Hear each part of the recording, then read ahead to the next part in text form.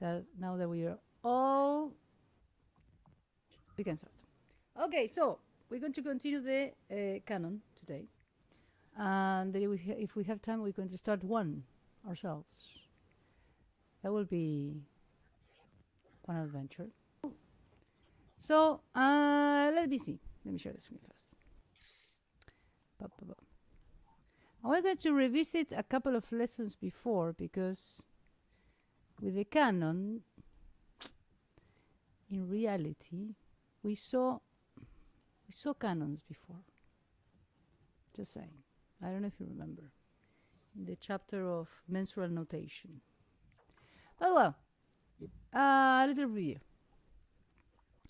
We said last time that we had the types of canon that we have. Direct, yeah, in which the intervals are imitated in the same direction. Inverted, in which the direction of the interval of the dux are imitated by inversion by the commas. Now we're going to see a video that is amazingly done, really. That visually you can see how the imitations work. Retrograde, in which the follower imitates the leader from the last note from to the first, also known as concretans or crap canon. An inverted retrograde, this is by far the least common, in which the follower imitates the leader from the last note to the first and using the intervals in inversion. Only Bach, really. Okay, only Bach can do that. The cap crown, remember the crown canon? Do you remember this one? Yes. Now, the canon by pitch. The usual one is an imitation to the octave. We saw this one last time, and this one as well, in which is the dux, yes, is imitated by the commas by the octave, yes. In reality, you can imitate by any interval, a second, a third, a fourth, a fifth, yeah.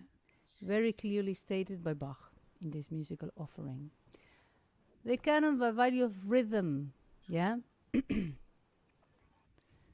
So by rhythm, you can basically imitate, yeah, by augmentation. So every value will be doubled, or diminution. Yes, every value will be half. Yeah. So if you have, for example, semi-brief menem menem, and then you're going to imitate by diminution, or you're going to use a canon by diminution, which are the values that are going to use? Iris.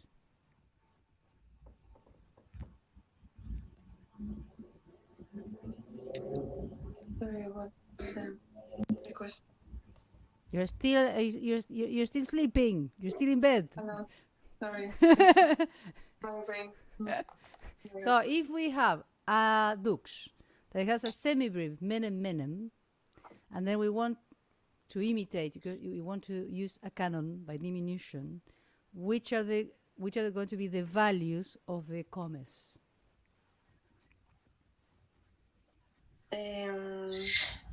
Crotchet. No. No. I'm not sure. Sorry, I'm just. Half of the value of the semi-brief? You mean exactly the half? So it has to be exactly half. So, sorry? So minims and crotchets. Exactly. Menem, crotchet, crotchet. Yeah? If I have, for example, dux, that is menem, crotchet, menem, quaver, which is quite rare to finish on a quaver, but well. So crotchet, menem, crotchet, quaver. How if I use canon by augmentation, which are going to be the values of the commas? Laura. If it's minim, crotchet, minim, quaver, it's semi-brief, minim. Sorry? If it's semi-brief, minim, semi-brief, crotchet. Semi-brief. Minim, semi-brief, crotchet. Yes, there you go. Amazing, very good. So this one you have an example of canon, an augmentation canon. Yeah. Of Bach, of course. Yeah. Just always.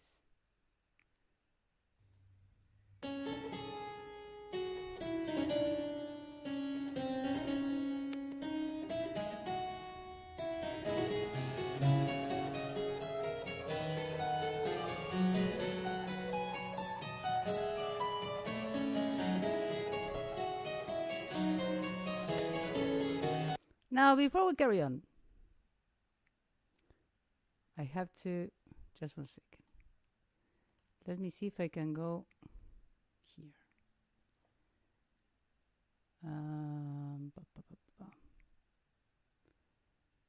Beep, beep, beep, beep, beep.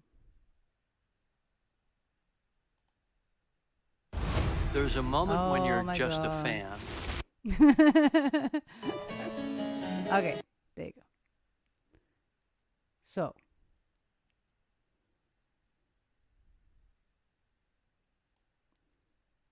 is this you get it again? And pay attention to the title. No, just saying. A little bigger, because if not, you cannot see the notes.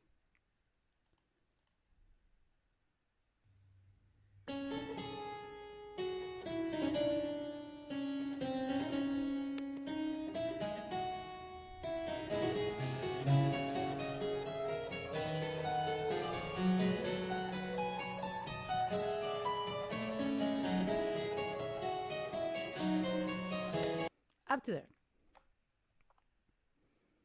So, let's analyze this.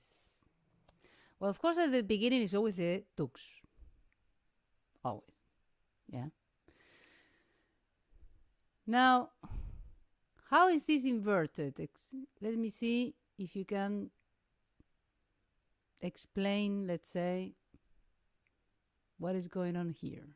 I mean, I know that the title kind of gives you a little bit of information, but if they can't figure out exactly what is going on here. Georgios. So I think you accidentally said it's inverted, which yes, it is inverted. I mean, I want to say it.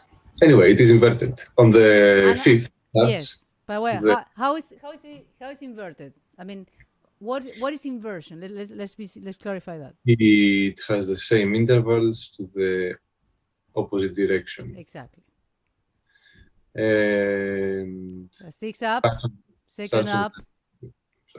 Starts on the fifth. And exactly. So good. So it's not only. I mean, the canons, yes, can be. I mean, the type of canonic imitation can be combined. Exactly. Very good. Very good. So 1, yes, augmentation. I mean, it's there in the title. Yes. Inversion.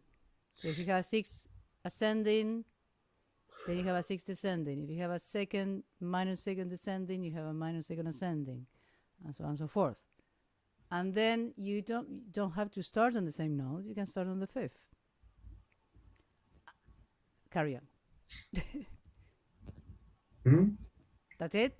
Yeah, but in augmented, and I guess up to where the Duke ends, I'm not sure actually, because I would have to see the rest. Yes, exactly. Now, one thing, the imitation, yes, is an exact transposition. I don't think it can be. But wait, the imitation is the exact transposition. I mean, if the intervals are identical. Yeah, exactly, identical. When I say transposition, is when every interval is exactly the same. So, for example, if you have an ascending minor 6. Yeah. Might be. I wouldn't expect it to be, but I see the F sharp is there. Maybe it is. Let's see. So you have D and B flat. Yes, it's for everyone. -6, ascending. A and C sharp, -6, descending.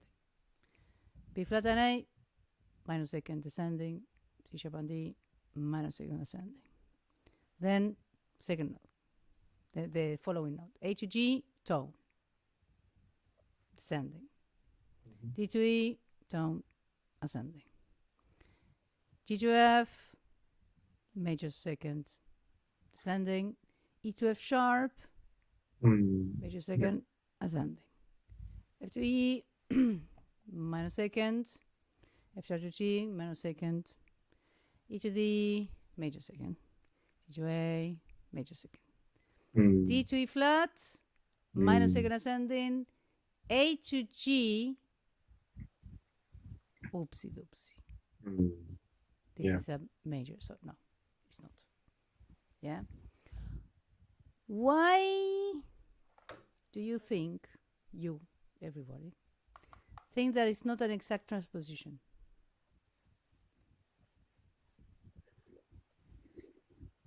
That is, he's changing certain, the specific interval, not the generic. The generic, we never change it. Yeah? If it's a 6, it's a 6. Yeah? Sometimes can be a major and a minor. Yeah? And being inverted, you have to adapt to the scale, the harmony. Yeah. Exactly. Because in this case, he adapted exactly. It's resolved. It's resolved. There you go. So this is F sharp diminished. It's resolved in a G minor, and then this is one of them. A lot of examples. In this case, C sharp. Well, it was perfect because it was C sharp and A, G, the 7th, A 7th, resolving the minor. Wonderful. Everything worked. Yes. And then the other voice. Yes, the other voice is free counterpoint that can also be used as a dux as well. Yeah, very good. More or less clear? Yeah. So this is one of the examples. And in this example, let me go to, again, YouTube, because the problem is that you cannot hear, cannot see the music.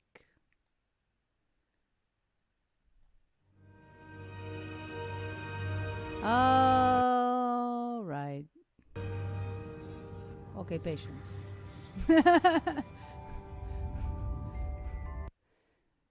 Anyone wants to go to see Phantom of the Opera? Now you're free to go.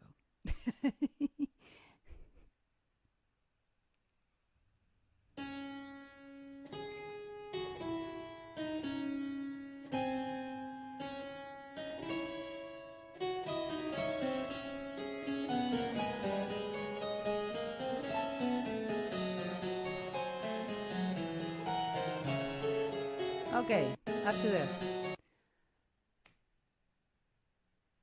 Who wants to tell me what is going on here?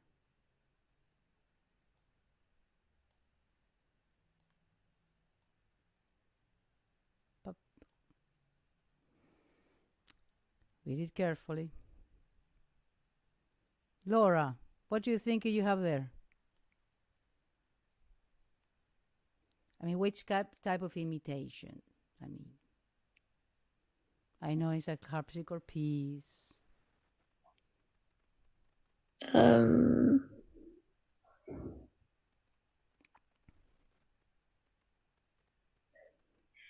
Is it just the crab one? It's impossible to know the crab at the beginning. Oh. You have to go through all the piece and find out. Why? Well, because the rhythm pretty much stays the same. Because it goes into semiquavers, but you still have the dotted rhythms as well, which are staying the same. And you get very simple. You can never know crab at the beginning. Ever. You can't. Because you have to wait until the whole thing ends. Maybe I can give you one thing, yes. Maybe it's a very short canon. And you can do it. But in the first bars, no. No, it's not crab. It is. What do you think? I think it's by augmented. Yes. And also it's inverted. Beautiful. Amazing. Yes. Very well done. Very well done. Why do you support that idea? Because the rhythm, it's the double. The rhythm, what, sorry? So the first the first dotted quaver plus semiquaver. Yeah, all of that first part. Careful. This is actually in this D you start. Yes. That's why you have the line. So Yes. C, But the crotchet A, yeah. in the repetition is the same. I mean, when the A appears, it's a crotchet as well. So that's it. And then the dotted quaver plus semiquaver is turning into a dotted crotchet plus quaver. Very good. And there is something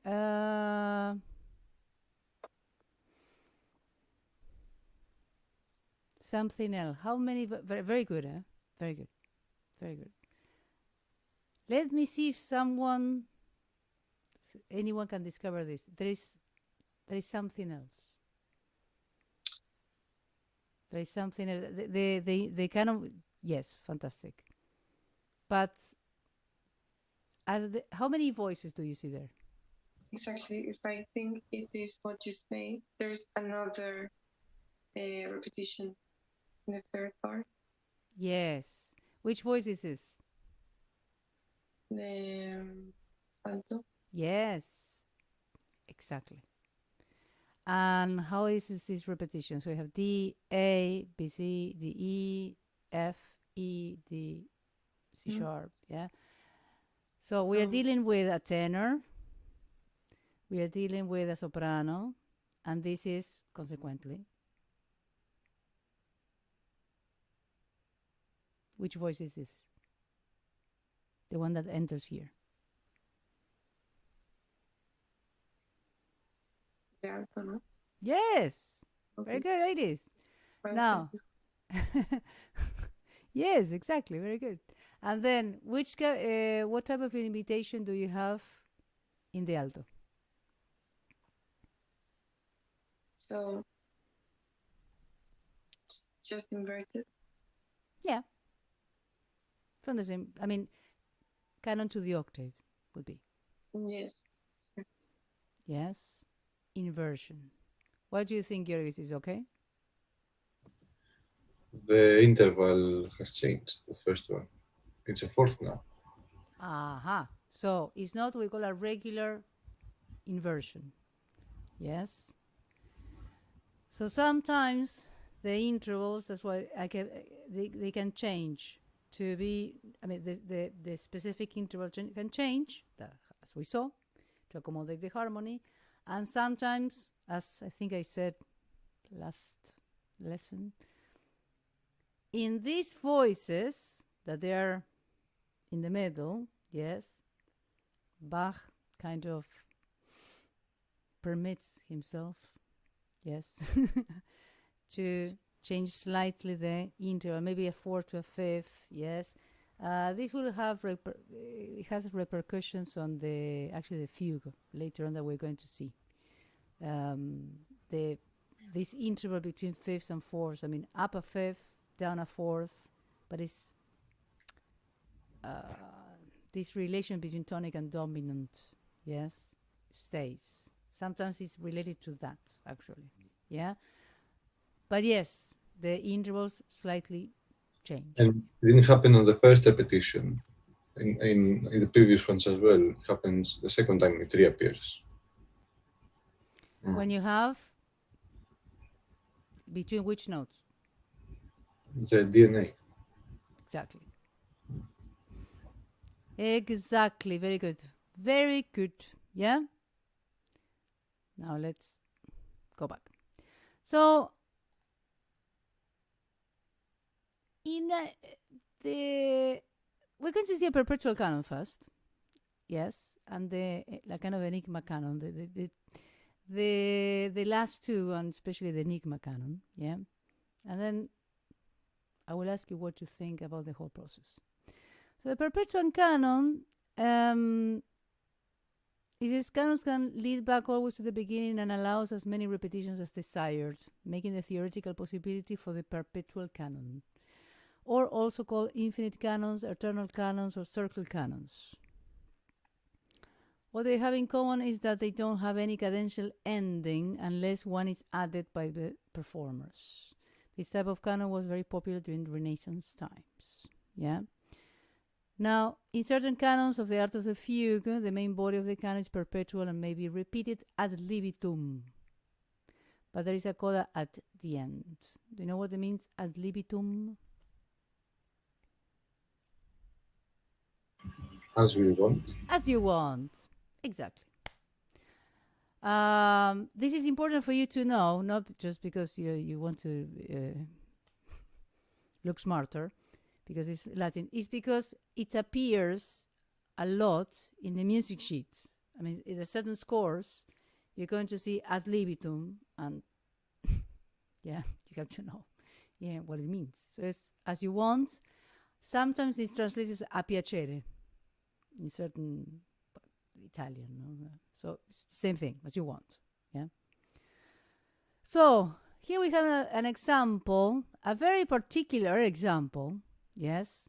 Usually the perpetual canons are, it can be, to the usually is a imitation to the unison, to the octave. But in this case, he had canon perpetuus of Johann Sebastian Bach, of course. Yeah. He used a theme, the top voice, composed by the King Frederick the Great. It's a two-part canon with a free counterpoint leading to the next exposition of the theme, one tone higher. Yeah, one tone higher. It was kind of crazy thing to do that. Yes, in those times, believe me.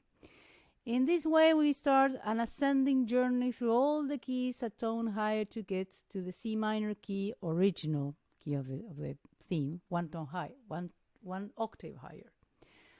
So the performer can repeat this canon ad libitum, as many octaves as you're allowed, let's say. And then we have a person who kind of adapted this in an amazing video. This Michael Monroe, he took the job to put the keys. So we start in C minor.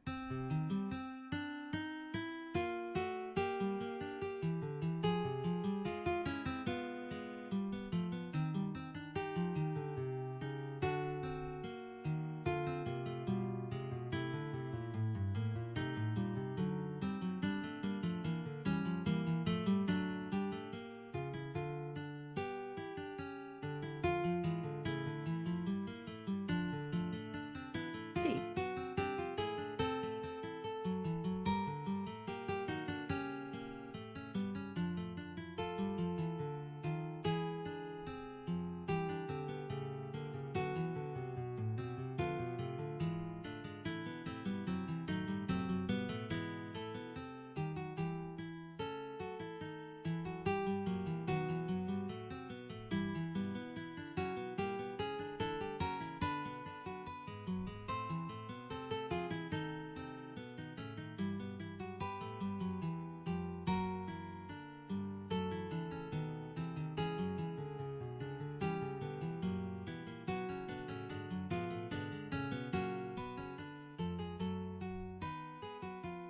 And it goes, eh?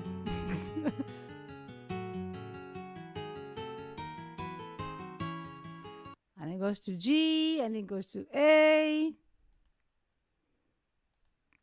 and it goes to B flat minor, and surprise, surprise,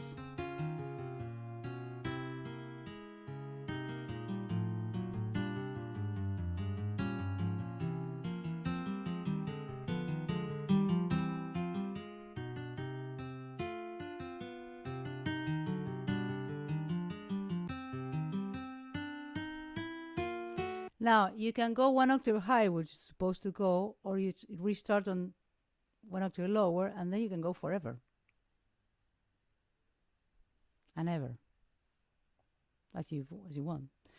Actually, there's a version that lasts like 30 minutes of the same thing.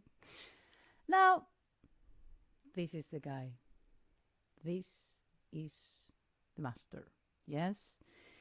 In which we're going to talk a little bit of the enigma canon, yeah? Because one of the things that he's holding as his presentation card, let's say, is an enigma canon. I don't know if you know this. No? This is a very famous portrait of Johann Sebastian Bach. Yes, I think one of the most famous. And then he was a very fun guy to be around, apparently. Full of energy, had 20 kids, imagine.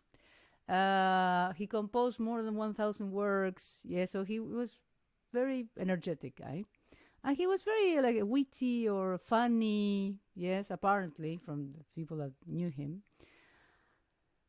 And he has a very famous, I'm just going to comment on this, yes. If I can tell you a very good documentary in which there's a musician who has to, get through the riddle, yes. But basically, this canon that he's holding in his hand is written for canon triplex for 6 voices, yes, and it only has 3 voices written, and you have to figure out how to do it, basically, yes. You have to discover the type of imitation that, yes, if it's contrary motion, if it's augmentation, if it's... So you have to figure out, he just gives you like one line. He said, from there, figure out. It's a canon for 6 voices. You do it. Yeah? So that's an enigma canon. It doesn't give you the answer. It gives you one line, and then the type of imitations you have to figure out. Yeah? Nothing, just a comment. We're not going to get into that because, no. Yeah? But visually, I found a very interesting video because this person took a lot of work, really, to do this. So I'm going to show a scene. This time. Then I'll go back and break it down. Okay. I've been directing film. Okay.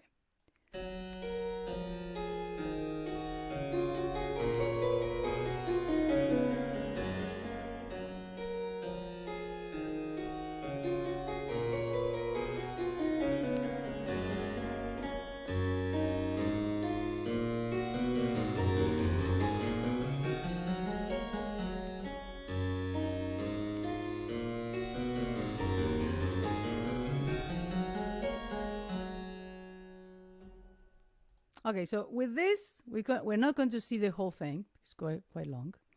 But we're going to see a couple of canons because visually, it's very interesting how he works. This is, I don't know, Gerubach.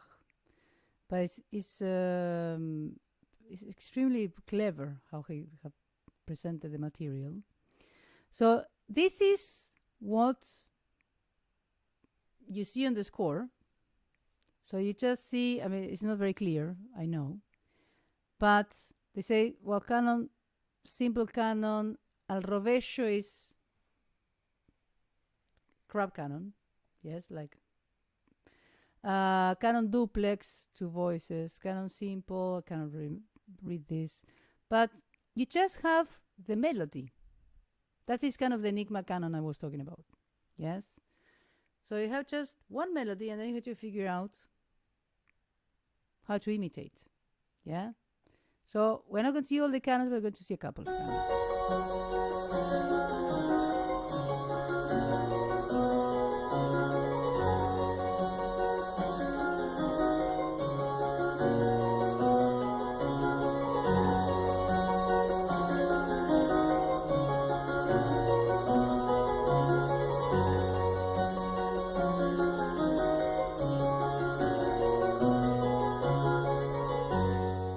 Okay, that's the motif.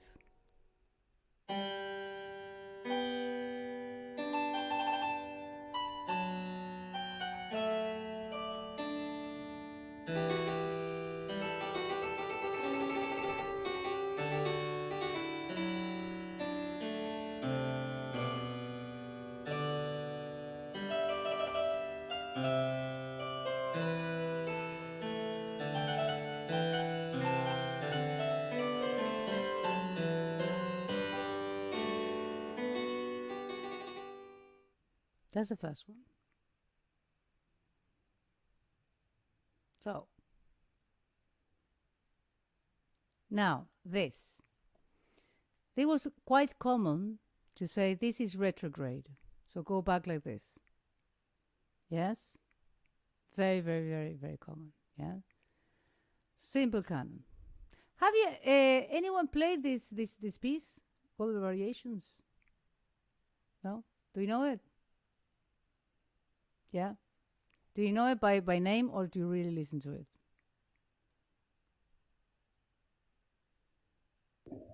I've heard it. I don't know it by name though. Now when you listen to it, look at the score, and I'm going to discover a couple of good things. There you go. Pop up.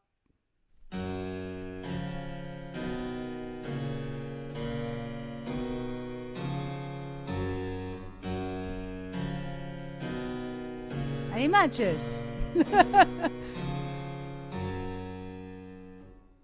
So that's a simple canon retrograde.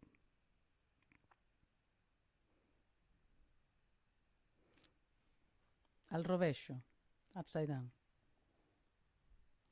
This is how would they write it.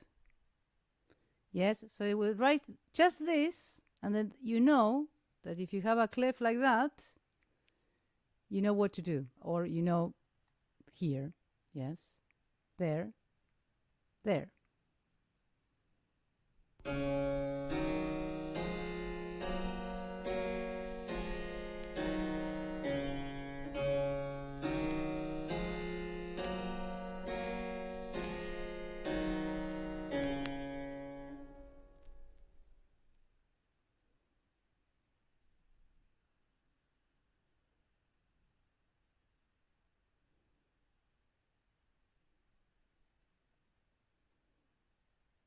And another example, they would write it like this.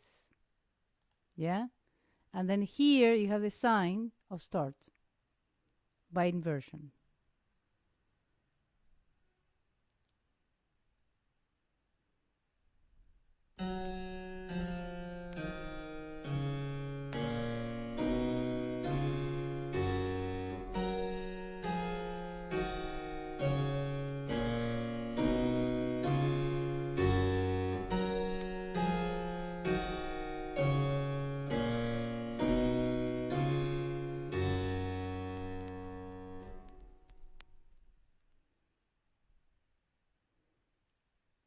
What is motu contrario?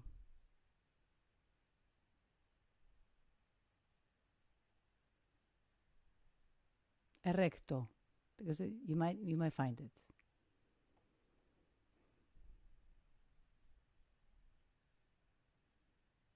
Inversion.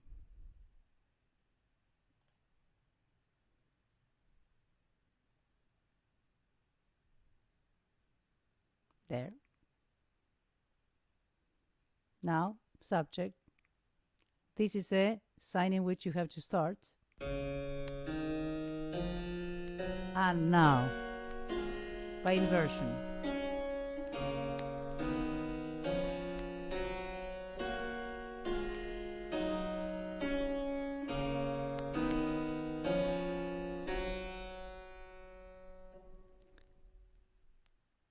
Now, when you have a canon, this is here, we're going to kind of stop, but you have two canons, double canon in 4 parts.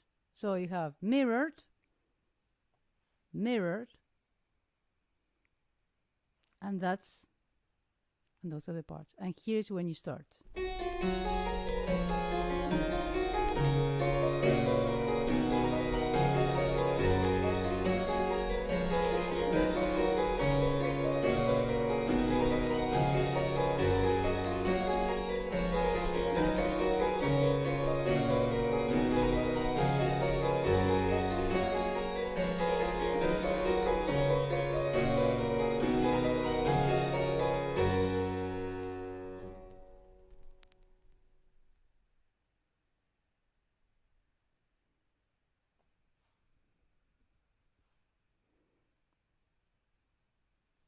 Now, mirroring, you send it to another voice, you have the start sign,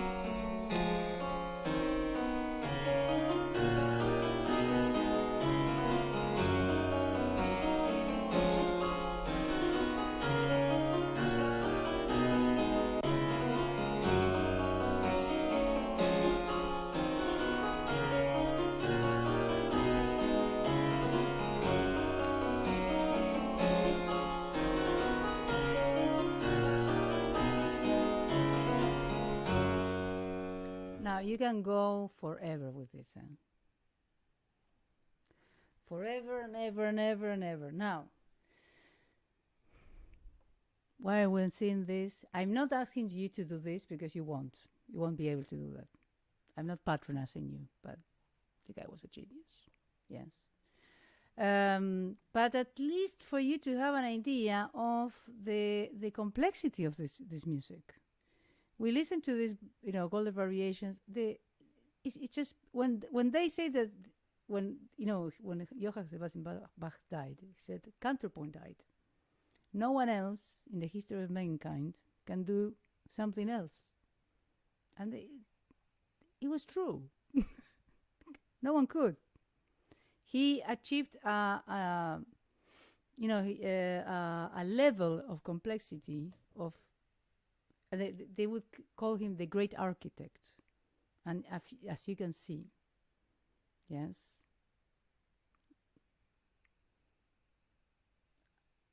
it's true.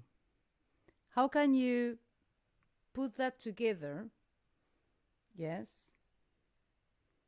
And how can you plan by inversion, by the voices? It's following the counterpoint rules, of course. Yes, because you can't do whatever. You can layer them as you want, and breaking every single rule of counterpoint, and then you will have, you can do it. It's not that you can't, but he was following the rules of counterpoint at the same time. So, and also another thing that is very valuable to say, that he did it something that Juan talked about in one of the lessons about coherent creation. I don't know when was that. Do you remember? But do you remember the lesson?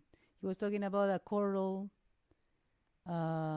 piece of a winner of a competition, and he was talking about a lot of like the parameters of contemporary music. Remember?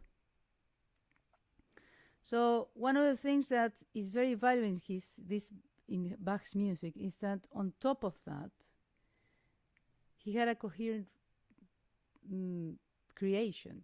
Yes, it wasn't a piece of art. It was not just to boast the technique. Yes, it was not an experiment. There are a lot of contemporary music that they're just focusing on improving a point.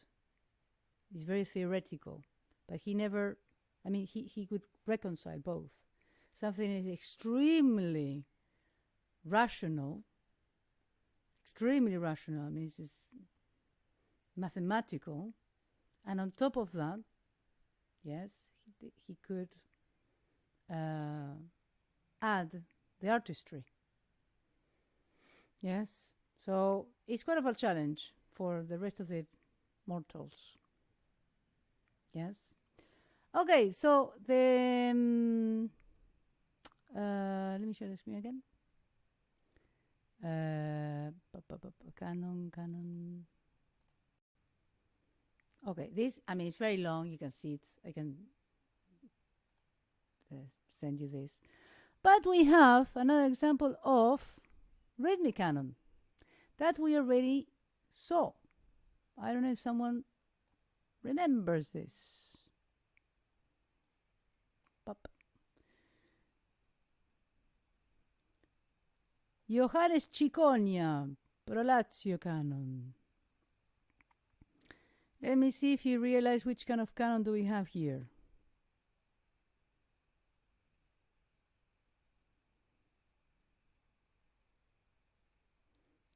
So basically this is the melody.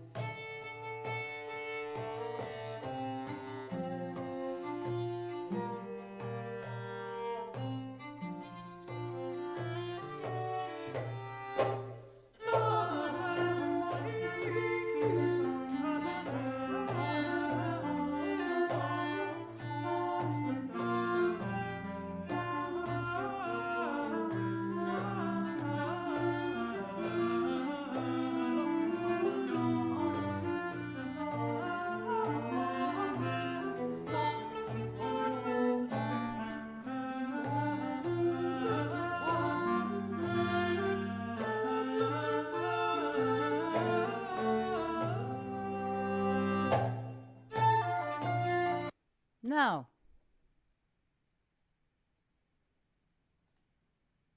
there you go. What do you think? There you go. What kind of canon is this? I mean, what do they use? Laura, what do they use? Augmented. The rhythm's augmented. It's very close. Yes, it's very close. Augmentation, yes. But something that it's just to take into account that can happen, was very, very common in the Renaissance, yes. But it has to be with the cantus.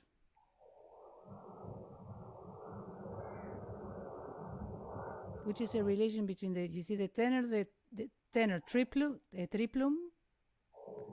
and the cantus. Rhythmic relationship. I thought that was just augmentation. From a minim to a quaver, first of all. Oh, the tenor. Yeah, tenor and triplum. So you have from quaver to minim to this is. I mean, this is not a common crotchet.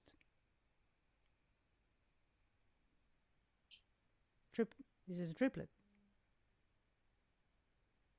So careful, because if you say minim, crotchet, quaver, yes, I would have said, yeah, you're right.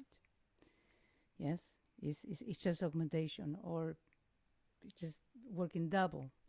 But this is a little voice who ruins the whole pattern. But not that ruins, it doesn't ruin anything. Yes, but it creates a relation. If you have to create a relationship between a minim and a crotchet, triple crotchet, what is the mathematical relationship?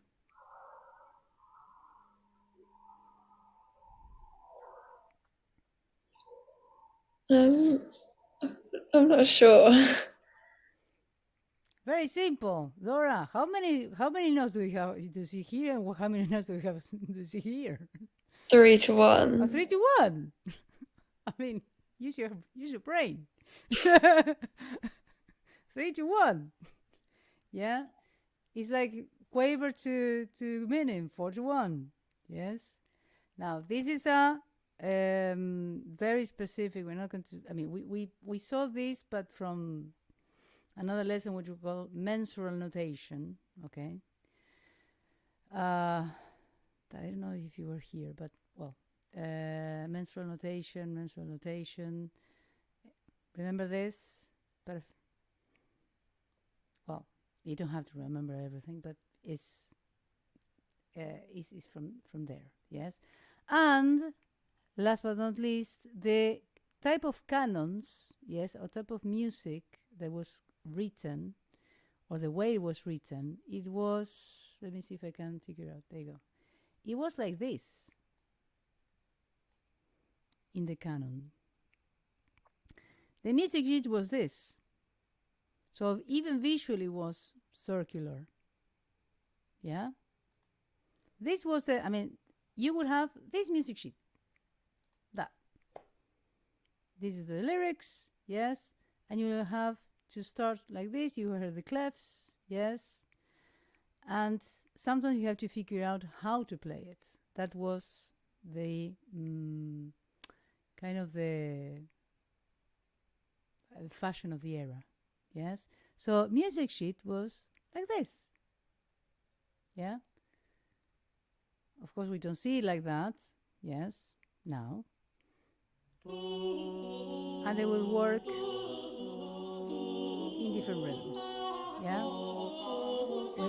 But we're not going to see this, yes, because we already saw it, and then also we're not going to work any type of rhythmical canon, because we're not going to specialize in Renaissance music. Now, let me see if you can figure out a very short example, because this is the type of thing that you're going to do in an assignment. It's going to be so fun. So, let me see.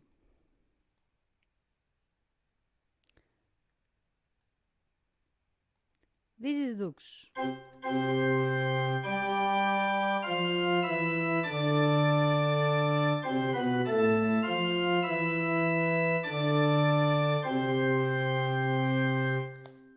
Now, very, very quick example. We're going to listen to it, and then you're going to tell me, hopefully, what type of canon or canons do we use?